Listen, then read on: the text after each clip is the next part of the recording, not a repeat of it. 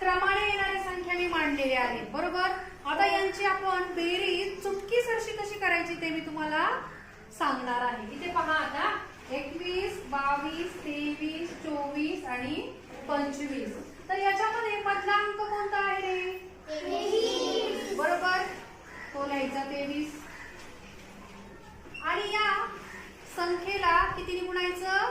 5 ने गुणायचं. कितीने गुणणार? 5. बघा 5 3 15, हाताला 1, 5 गुणे 10 आणि 1 11. किती उत्तर आलं? 115.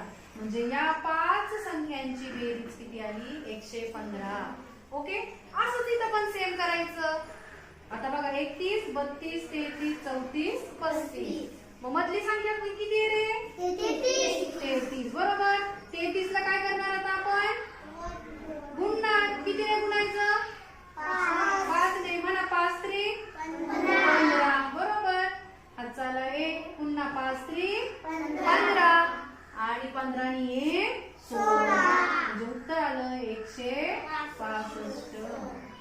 आता पुढचं तुम्ही सोडवायचं आहे. जमेल ना? ओके, ठीक आहे.